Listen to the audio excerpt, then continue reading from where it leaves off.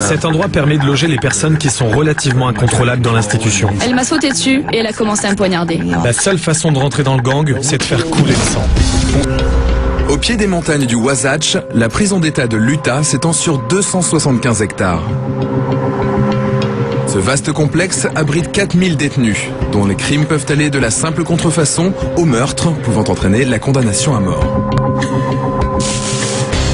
Lorsque les détenus les plus violents deviennent incontrôlables, ils sont confinés dans des bâtiments appelés unités 1 et 2. Dans ces unités, la tâche des gardiens est très difficile. Ils sont bien souvent amenés à devoir gérer l'ingérable. Les détenus dont ils doivent s'occuper sont typiquement le genre de personnes que la société souhaiterait enfermer à perpétuité. Il n'y a pas de membre de gang par ici. Ces bâtiments sont en quelque sorte une prison dans la prison, un complexe hautement sécurisé. Les individus affectés ici connaissent ces unités sous un autre nom, Supermax.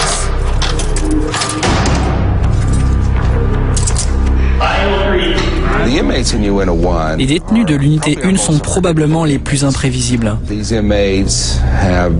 sont là parce qu'ils ont agressé d'autres détenus. Les détenus de ces unités Supermax, connues sous le nom de Unité 1, sont confinés 23 heures par jour dans une cellule de 3,5 mètres sur 4. Leur comportement imprévisible et souvent violent les contraint à rester seuls dans leur cellule. Ils sont tellement violents que si on les plaçait dans des lits superposés, ils commettraient probablement des agressions sur leurs co-détenus. Après 23 heures d'isolement dans leur cellule, les détenus comme David Campbell, incarcérés pour meurtre et kidnapping, sont autorisés à 1 heure de récréation par jour, seuls dans la cour. Hormis le fait d'être dans la cellule, on a beaucoup de choses en tête qui nous préoccupent. Alors quand on sort d'ici, on relâche un peu la pression. C'est un peu comme une bouffée d'air frais, au propre comme au figuré. Les cellules portent des panneaux d'avertissement indiquant le type de menace potentielle que présentent les détenus à l'égard des gardiens de prison. Le slimming, c'est quand un détenu projette des excréments ou de l'urine sur toi, ou qu'il tente de le faire. Et c'est ça qui est pas agréable. Des sacs de sable sont positionnés afin de contenir les débordements au cas où les détenus tenteraient délibérément d'inonder leurs cellules. À chaque fois qu'ils font sortir les détenus de leurs cellules, les gardiens doivent prendre d'extrêmes précautions. Le déplacement de chaque détenu nécessite la mobilisation de 2 agents. Ils sont enchaînés et menottés, les mains derrière le dos, et ensuite on relie les menottes à une laisse afin de garder un certain contrôle sur les détenus. Ils gardent aussi toujours leurs mains sur les détenus en agrippant leur combinaison quand ils les accompagnent. Ça nous permet de garder un certain contrôle sur eux. On utilise aussi la capuche anti-crachat, ça c'est juste pour les empêcher de nous cracher dessus. Parce qu'ils peuvent à tout moment se retourner et nous cracher dessus. Impossible de prévoir ce qu'ils vont faire. L'agent Matt Fairbank gère la salle de contrôle, le centre nerveux de l'unité 1. Je contrôle tout ce qui se passe dans le bâtiment. C'est moi qui ouvre toutes les portes des cellules, toutes les portes d'entrée. Je contrôle l'éclairage dans les sections et les cellules. Nous disposons de micros et de haut-parleurs. On peut entendre tout ce qui se passe dans chaque cellule. Chaque section est contrôlée 24 heures sur 24. Lors de débordements dans une prison, la salle de contrôle est une cible privilégiée. Elle a donc été équipée d'un arsenal très sophistiqué, des armes gérées par l'officier Nathan Powell. Si un incident impliquant des détenus survient, la première option dont nous disposons est un pistolet de type paintball. Nous avons des boules de poivre qui, une fois tirées, provoquent une gêne pour respirer. Si cela n'est pas efficace, alors nous pouvons utiliser 2 fusils de chasse avec des cartouches spéciales que l'on sort uniquement quand la vie d'une personne est en jeu. Nous avons aussi un fusil mortel chargé, mais il n'est utilisé qu'en cas d'infraction dans la salle de contrôle. Alors que le personnel pénitentiaire travaille avec des équipements à la pointe de la technologie, les détenus développent des moyens de communiquer en ayant recours à des techniques élémentaires et interdites. Il y a ce que l'on appelle la pêche. On utilise les fils de nos sous-vêtements, on les retire avec des peignes et on pêche d'une cellule à l'autre. Vous prenez ce fil et vous le passez par là comme ceci. Ensuite, vous faites simplement un nœud au bout, puis à l'autre bout. Vous faites juste un nœud et vous avez une ligne de pêche. C'est assez solide, ça ne cède pas sous le poids des objets.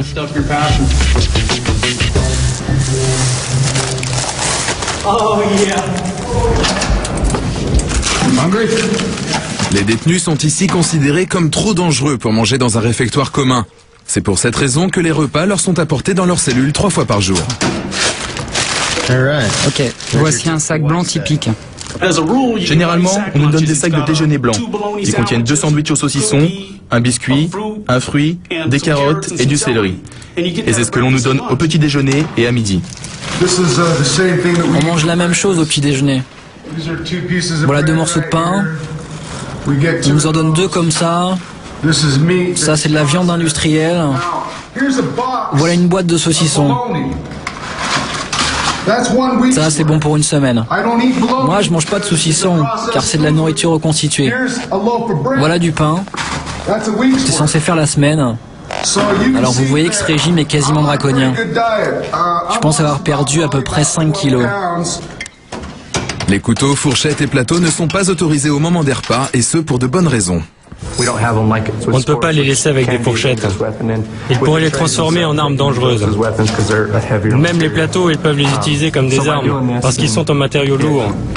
On réduit ainsi les risques de débordement. La distribution de nourriture dans les cellules est un des moments au cours desquels les gardiens sont laissés sans protection face aux détenus. Depuis l'agression du gardien Dana Fiedler, ils utilisent des boucliers en lexan pour se protéger. Une caméra de surveillance a enregistré le moment de l'attaque. Un soir, en servant la bouffe, je suis arrivé devant une cellule. J'ai soulevé le volet du passe-plat et juste au moment où je me suis retourné pour prendre la nourriture que me tendait un agent de service, il s'est baissé brusquement et m'a poignardé la cuisse gauche. Il est revenu à l'attaque une deuxième fois, mais j'avais alors réussi à me dégager. Il avait aiguisé une monture de lunettes. Il l'avait lié avec de la ficelle et s'en est servi pour passer à travers le passe-plat. C'était un acte complètement gratuit. Je n'avais rien fait pour l'énerver. Mais pour une raison inconnue, il a décidé de faire ça. Le poignard de fortune utilisé pour attaquer l'officier Fiedler n'est qu'un exemple parmi tant d'autres de ce que fabriquent les détenus qui ont du temps à perdre et de la violence à revendre.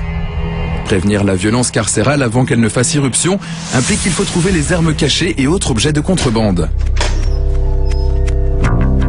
Aujourd'hui, les gardiens s'apprêtent à fouiller la cellule d'un détenu dangereux qui a causé des problèmes dans le passé. Une fouille au corps devra également être pratiquée sur le détenu.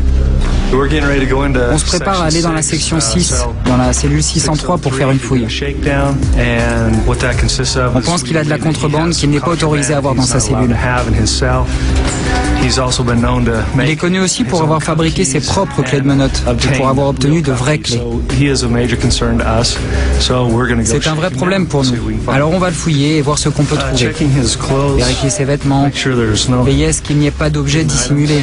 Des lames de rasoir, des poignards de fortune, à peu près tout ce qu'il pourrait avoir envie de cacher. Ils savent ce qu'ils ont le droit de posséder et savent ce à quoi ils n'ont pas droit. Nous venons d'en retirer un de cette section, qui avait pris un stylo comme celui-ci et qui l'a carrément enfoncé dans son pénis. C'était assez intéressant. Parfois, ils aiment dissimuler des choses dans leur tube de dentifrice. Très souvent, ils mettent des excréments ou de l'urine dans leur tube de dentifrice pour le gicler sur un gardien ou un autre détenu. C'est à la mode dans ce bâtiment. D'ailleurs, moi-même, j'ai failli être aspergé avec un tube de dentifrice. Alors on doit toujours vérifier ce genre de truc. C'est bon. Dans la maison du détenu que nous venons de fouiller, il n'y avait pas beaucoup de contrebande. Mais c'est bien de vérifier. Parfois on trouve des choses, parfois non.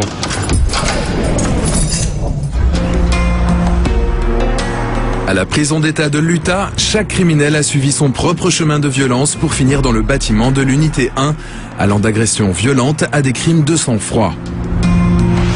Ici, ces détenus sont enfermés dans la section la plus dure de Supermax, appelée le bas quartier. La vie dans le bas quartier est assez sinistre. La seule chose qu'ils ont pour se divertir, ce sont des livres, s'ils ne nous causent pas de problème. Ils ont droit à la récréation 3 fois par semaine, peuvent prendre une douche 3 fois par semaine, et c'est à peu près tout. Ils ont une hygiène très limitée, tout comme la literie. Paul Payne est l'un des détenus les plus connus de la prison de l'Utah.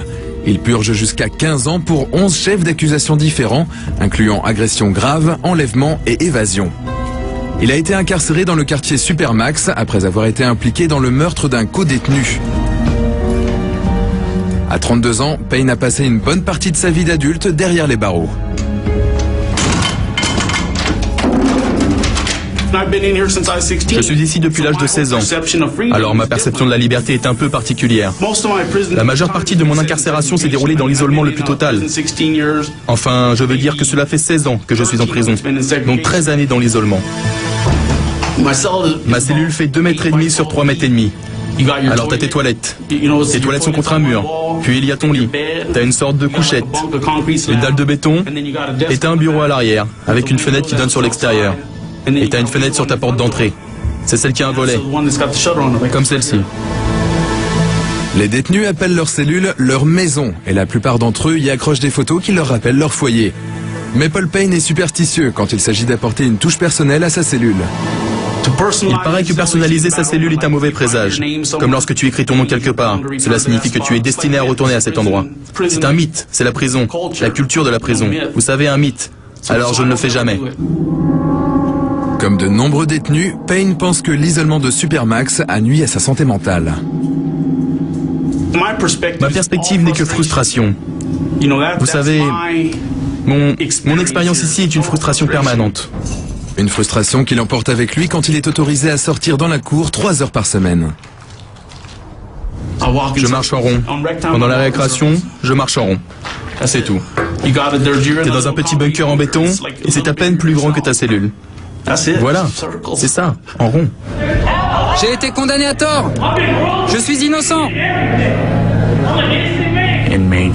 Des détenus hurlent, crient et tapent sur le lavabo, sur les murs pour essayer de rendre fou un autre détenu. Parce que les détenus par ici n'ont rien d'autre à faire. Nicolas Rolette réside dans une partie de Supermax appelée le Haut Quartier.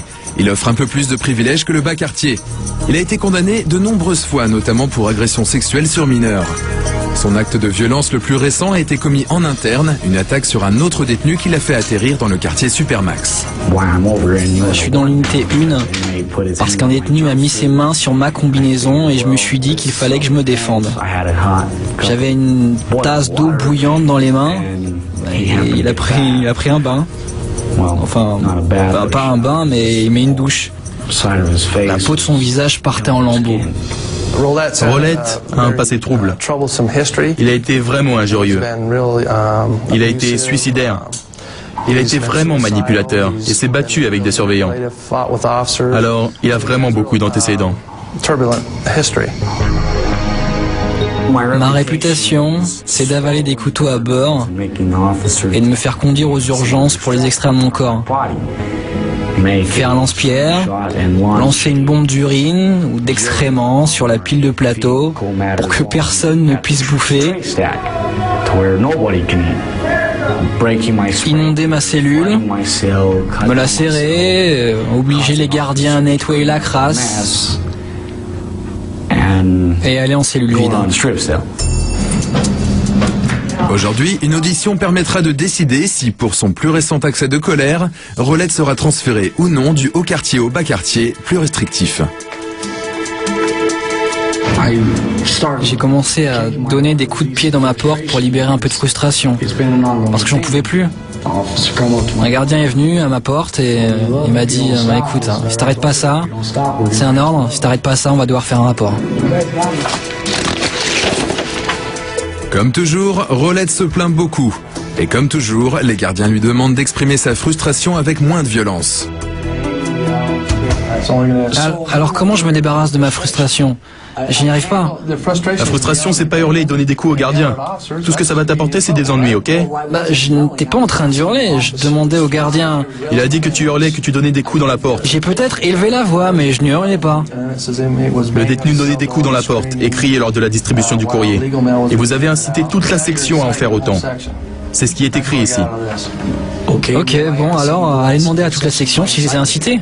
J'ai la version de 2 officiers qui me l'ont confirmé. Je donnais des coups de pied dans ma porte, en effet, parce que j'étais contrarié, parce que... Vous ne gérez pas ça de la bonne manière. Vous donnez des coups. J'ai donné des coups une seule fois, jusqu'à ce que les gardiens me demandent d'arrêter. J'ai arrêté quand il me l'a demandé. Il a cessé de donner des coups quand je lui ai demandé de continuer.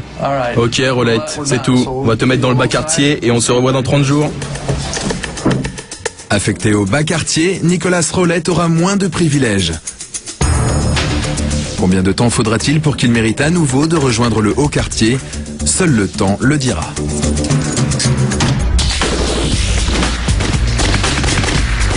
Le phénomène des gangs est une menace sérieuse dans toutes les prisons.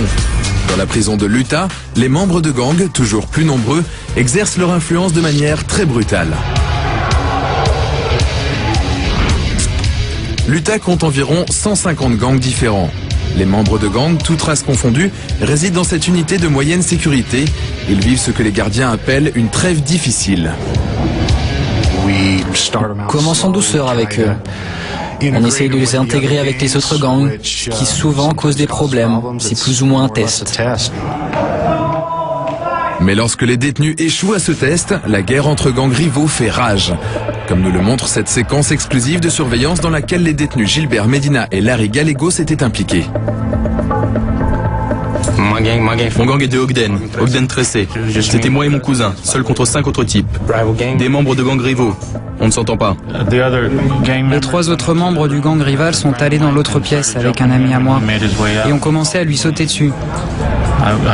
Il a réussi à sortir, il m'a appelé et après je suis allé et c'est là que les 2 autres sont arrivés.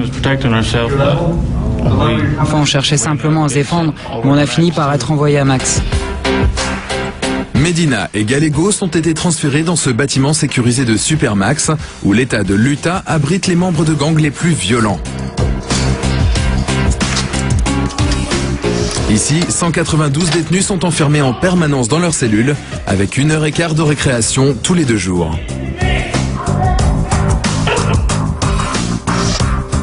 Leurs mouvements sont surveillés de très près depuis une salle de contrôle centrale. Contrairement à l'unité 1, les détenus ici sont 2 par cellule. Les codétenus appartiennent au même gang afin de minimiser les conflits.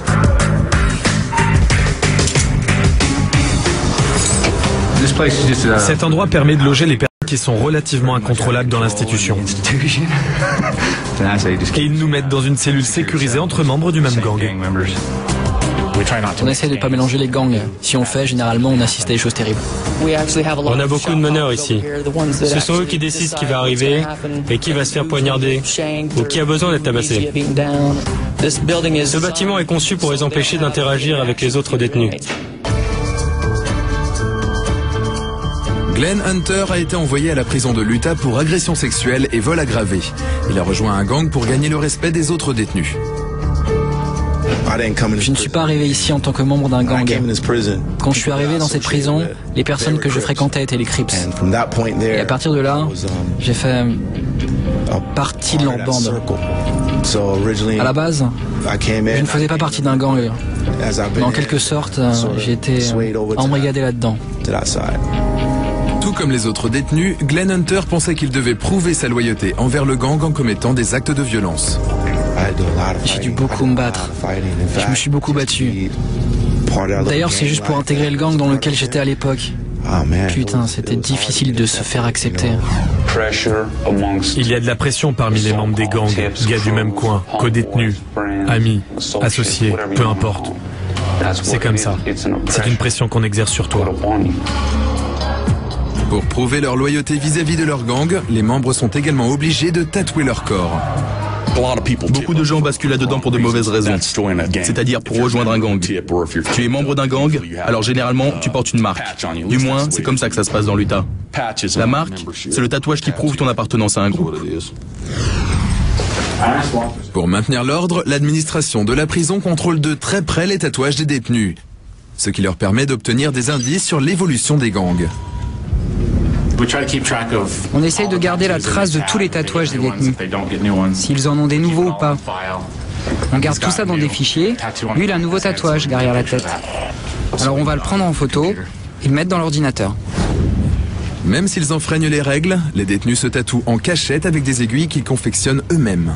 Vous me dites que c'est pas nouveau, ça? Hein? Non, c'est pas nouveau. Je pense que si. Non, c'est faux. C'est vraiment très sombre.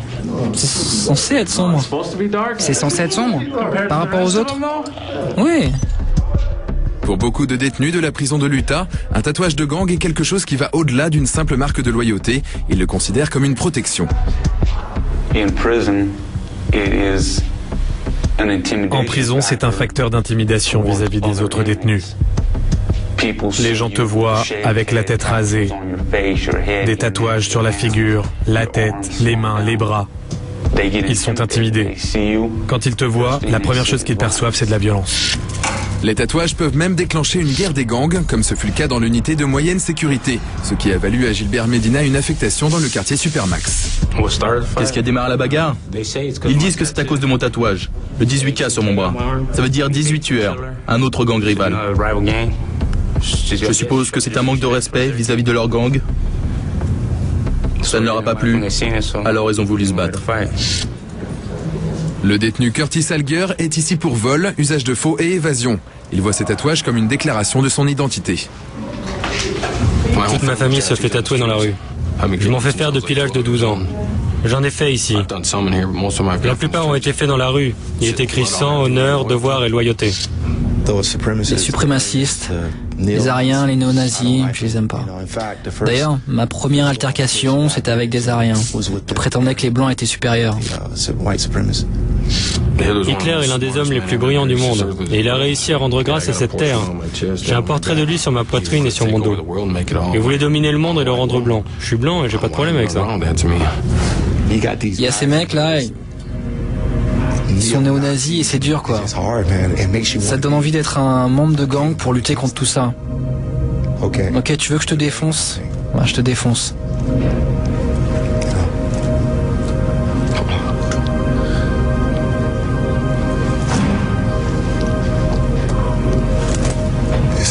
Il n'y a pas de respect.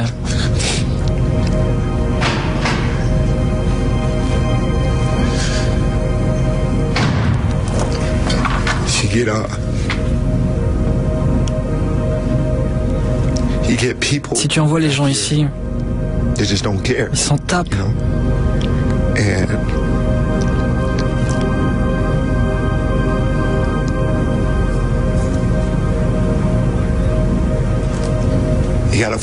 Donc tu dois te plier à cette règle.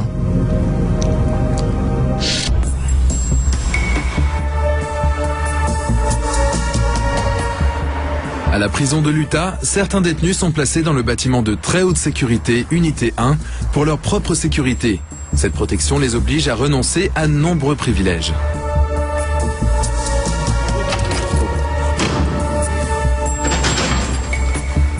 Thomas Van Rosendahl, âgé de 28 ans, est en zone protégée parce qu'il a commis l'ultime trahison contre son gang. Il a changé de camp pour rejoindre ses ennemis. J'ai grandi avec les Crips. Je n'ai pas grandi avec la suprématie blanche. J'ai grandi avec des Noirs. J'étais en prison pour la première fois dans mon département.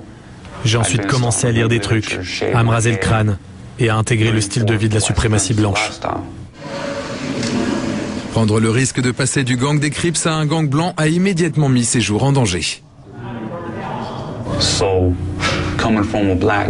Quand tu viens d'un gang noir et que tu finis dans un gang blanc, t'es très mal vu par les Noirs et les Mexicains.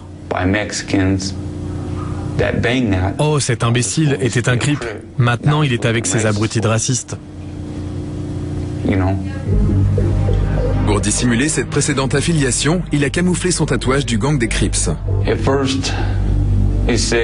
Au départ, il était inscrit Crip Love.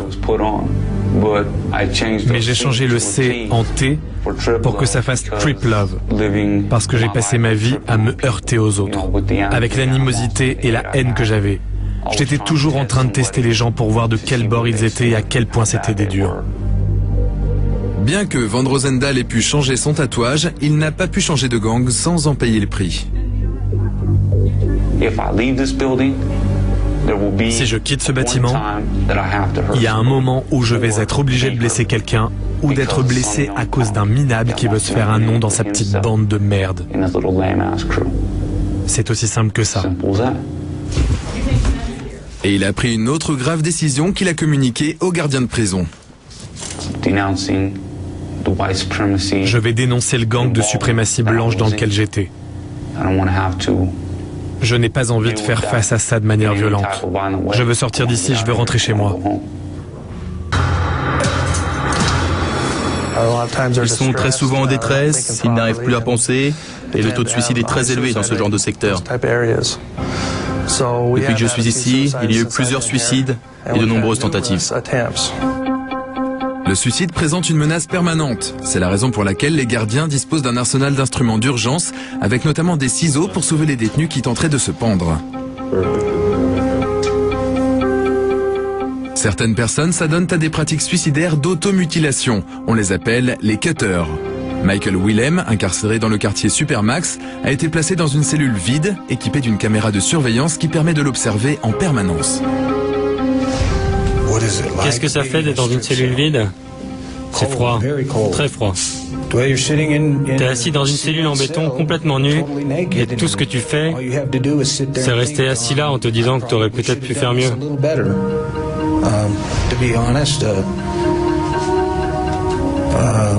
Tu as une caméra qui te filme pendant 24 heures. Ils n'éteignent pas la lumière de ta cellule. Ça te laisse beaucoup de temps pour réfléchir sur ton passé, sur ce que tu dois faire et comment t'y prendre pour arriver à faire quelque chose. Willem a été placé en cellule vide après avoir caché une lame de rasoir dans sa bouche. Elle aurait pu être utilisée comme une arme mortelle contre lui-même, le personnel ou d'autres détenus. Il avait une lame de rasoir dans sa bouche qu'il ne voulait pas lâcher. Et on ne pouvait pas le forcer à la sortir. 30 secondes après qu'il ait rejoint sa cellule, il a sorti sa lame de rasoir et a commencé à se couper. C'était juste une façon de m'exprimer. Je ne suis pas du genre à me scarifier. Mais bon, je me suis suffisamment coupé pour que ça saigne et j'ai écrit « Va te faire foutre » sur le mur avec mon sang. Ça a fait une traînée de sang partout sur les murs. Après avoir été confiné dans la cellule vide, Michael Willem a bien voulu coopérer. Il peut à présent regagner sa cellule et avoir de nouveau accès aux objets du quotidien qui lui avaient été retirés. Willem vient juste de sortir de la cellule vide. Il peut maintenant récupérer ses vêtements et tout le reste. Ses chaussures de douche, sa combinaison, une serviette de bain. On lui donne 6 paires de chaussettes, 6 slips, une tête d'oreiller, 2 couvertures et du savon pour la douche. On lui donne un peigne, un stylo et une brosse à dents. Voilà.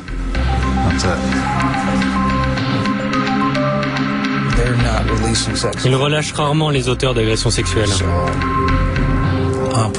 Je vais probablement passer le reste de ma vie ici, dans ce département correctionnel de l'Utah. Et on finira par m'enterrer dans un cimetière de pauvres. Il n'y a plus grand-chose qui vaille le coup d'être vécu. Quant au problème de lame de rasoir, je ne suis pas du genre à me scarifier. J'aimerais encore mieux me pendre et mourir plutôt que me couper. Je trouve que je n'aime pas faire ça. Mais la pendaison est une manière plus rapide et plus simple de me laisser partir, je pense. Est-ce que je partirais aujourd'hui si j'en avais l'occasion? Si je me sentais mal? Je ne peux pas répondre à cette question en étant assis ici.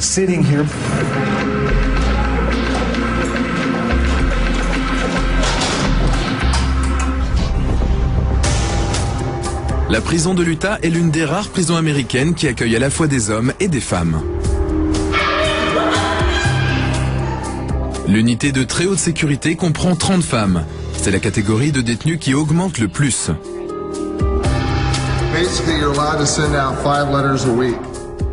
Marc, gardien de prison, sait que ce type de détenu présente des risques particuliers. Ces femmes sont beaucoup plus vivantes que tous les autres détenus avec lesquels je travaille. Elles laissent transparaître beaucoup plus d'émotions.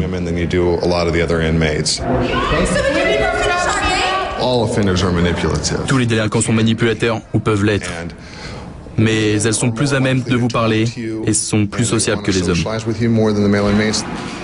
Parfois, cela peut les mener à des actes de violence. Pour éviter cela, elles ne sont pas autorisées à s'approcher à moins d'1 mètre des autres portes de cellules. Vous et moi savons que vous ne devez pas vous trouver dans cette zone. Je sais, mais j'entends rien avec tous ces gens. Mais vous connaissez les règles, nous en avons déjà parlé. Oh oui. Vous avez déjà eu un avertissement pour ça. Oui, oui. Vous devez rester dans le gris. Je resterai dans le gris. S'il vous plaît, oui. Ils peuvent rester dans la zone grise, mais pas dans la marron. Ils n'ont même pas le droit d'y passer. Ils n'y ont pas accès parce que ce serait un moyen pour eux de s'échanger tout et n'importe quoi. L'idée selon laquelle les femmes ne s'agressent pas entre elles est absolument fausse. De même, le fait que les délinquantes femmes ne seraient pas violentes, c'est carrément un mythe. La majorité des femmes du quartier de très haute sécurité sont 2 par cellule. Mais certaines ont eu un comportement tellement violent à l'égard des autres détenues qu'elles vivent aujourd'hui seules et qu'elles doivent se plier à des procédures de sécurité extrêmes. Voilà les cellules d'isolement. Pour les femmes, c'est un peu le bout du chemin. C'est un peu la fin du monde. Elles ne peuvent pas tomber plus bas.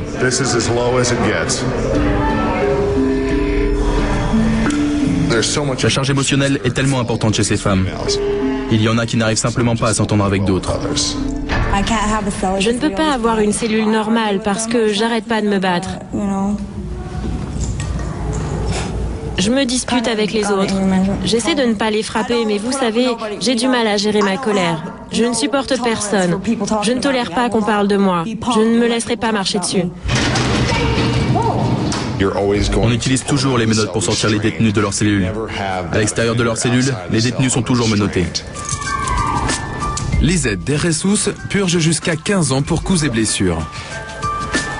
J'ai tiré sur un type qui m'avait manqué de respect sur l'autoroute. Je lui vendais de la drogue et il m'a jeté le fric à la gueule et est parti. Je l'ai poursuivi avec ma caisse. Il voulait pas se rabattre. Donc j'ai demandé à mon mec de se reculer et j'ai commencé à lui tirer dessus. Il a perdu des doigts. Je suis ici parce que j'ai du mal à me contrôler. Je me bats beaucoup. Le directeur dit que quand je frappe une femme, je la brise. À chaque fois que je frappe, le sang coule. Si elles ne m'écoutent pas, je les frappe. Tout le monde le sait. Si elles me font chier, je leur fais passer un mauvais quart d'heure. Elles s'insultent et se battent à propos de sujets sensibles comme la famille et ce genre de trucs.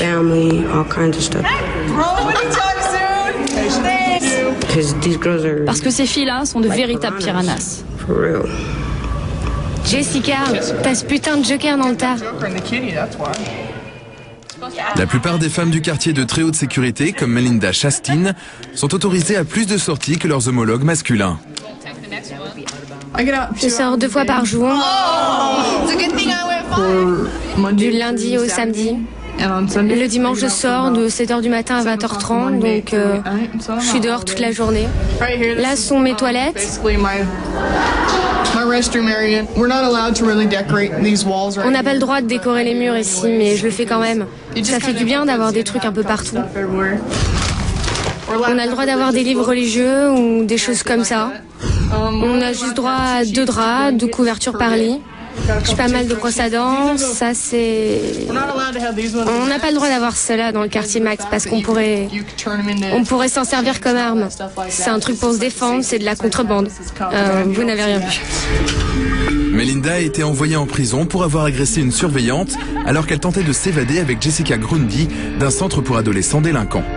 La surveillante est entrée dans notre chambre. Je devais la retenir par derrière et Grundy devait la poignarder dans le cou, dans les cordes vocales. J'ai dû la poignarder 3 fois, je crois. Je savais pas que ce genre de surveillant était capable de nous échapper, mais elle l'a fait. Elle a réussi à nous échapper et on a dû arrêter. Physiquement, je lui ai juste fait mal. J'ai frappé 3 fois, mais je n'ai pas vraiment appuyé. Mais je l'ai vraiment atteinte psychologiquement. J'ai été stupide. Maintenant que je suis ici, je remercie le ciel de ne pas y être arrivé. Finalement, on n'a pas réussi à la tuer. Dieu merci. Les prisonnières ne s'en prennent pas qu'aux surveillants. Angelita Guzman, ici pour des affaires de drogue, partage sa cellule avec Alison Reuter, inculpée pour homicide involontaire à bord d'une voiture. Je partageais ma cellule avec elle. J'étais un peu énervée et on s'est battu. Je lui ai juste demandé de se taire. Et elle m'a dit qu'elle allait le faire ni pour moi, ni pour personne. J'ai dit bon, ok. Et elle a continué. Et là, je me suis dit, ok, tu vas voir. Beaucoup de gens savent que je suis quelqu'un d'énervé. Et si tu me cherches, tu vas me trouver. Elle m'a sauté dessus et elle a commencé à me poignarder. J'avais un stylo dans la main et je l'ai poignardé. Sur mon crâne, ma nuque, dans mes oreilles, sur mon visage, juste en dessous de mes yeux. J'ai eu de la chance. Il y avait du sang partout. Le capitaine a dit que j'avais eu de la chance. Elle aurait pu me tuer. Après l'incident, les deux femmes ont été séparées. Mais depuis, elles sont devenues amies. Elle habite la cellule d'à côté maintenant. Et on se parle souvent. Ali! Ouais? T'as eu du courrier de tes enfants? Si j'ai eu des lettres de mes enfants? Ouais. On parle. Je veux dire que je lui ai pardonné. C'était aussi de ma faute, de toute façon. On continue de se parler de temps en temps. Il n'y a pas de rancune parce qu'elle sait que c'était aussi de sa faute. T'as eu des nouvelles de ta nièce? Non, j'en ai pas encore eu. Mais j'ai eu des nouvelles de mon frère. Elle n'arrivait pas à croire que je puisse lui pardonner pour ce qu'elle m'avait fait. Jackie? Quoi? Tu veux me faire une carte? Ok, qu'est-ce que tu veux? Tu veux une femme sexy pour la carte de ton père? Non, tu veux que mon père ait une crise cardiaque ou quoi? On s'entend bien maintenant, on est amis.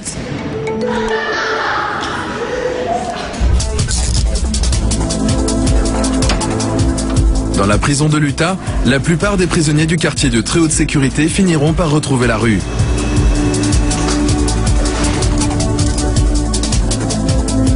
Demain, Jason Bates quittera la prison. Cela fait 5 ans qu'il est là pour faux et usage de faux, aggravé par 2 précédentes condamnations pour crime. L'heure de la sortie de Supermax a bientôt sonné. C'est mon dernier jour avant d'être libéré. Quand il quittera la prison, il passera de 23 heures d'enfermement par jour à une liberté totale. Ma sentence est terminée.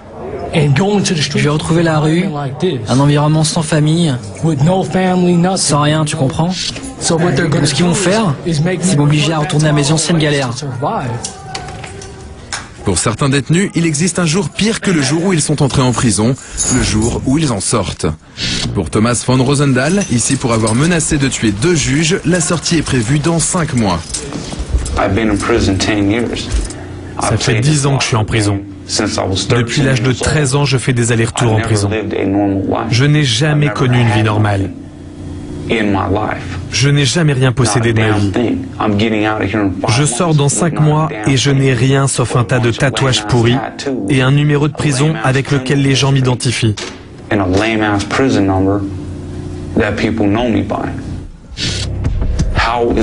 Comment une personne peut se réinsérer dans la société après avoir passé 5 ans dans un asile? Comment? C'est impossible.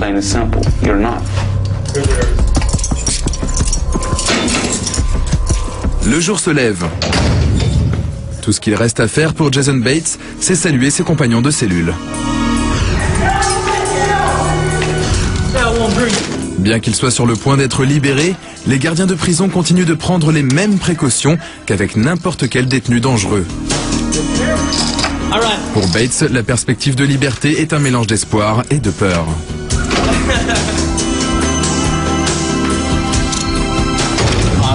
C'est aujourd'hui que je sors.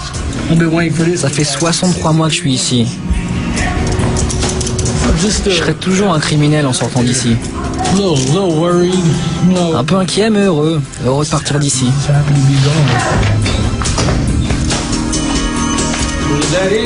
C'est bon? Bates a des grandes chances de récidiver. Il est resté ici longtemps. Généralement, quand un mec est ici pour une longue période, et quand il est autant impliqué dans les gangs, on peut dire qu'il aura du mal à s'en sortir. Les prisonniers qui partent d'ici ont de grandes chances d'y revenir. Je me sentirai pas bien tant que je ne serai pas à l'extérieur de ce bâtiment. Ça fait trop longtemps que je suis ici. 5 ans, c'est long. Ça fait bizarre de remettre mes fringues pour la première fois. Je peux pas croire, hein. Je peux vraiment pas croire que j'y sois arrivé. Je suis pas encore libre. Ça va être cool. Ça va être vraiment bon.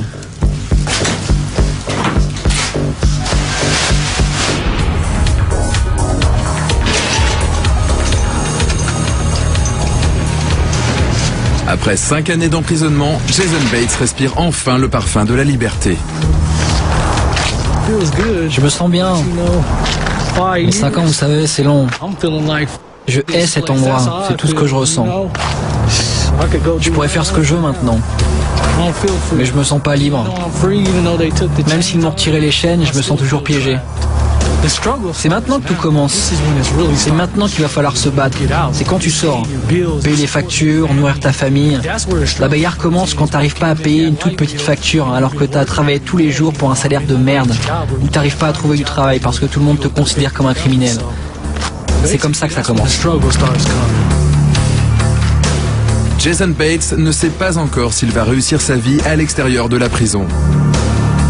En revanche, il sait que c'est sa dernière chance. Je vais pas me planter cette fois-ci, parce que la prochaine fois, ils ne me laisseront pas une deuxième chance. Ça sera fini pour moi. C'est la vie.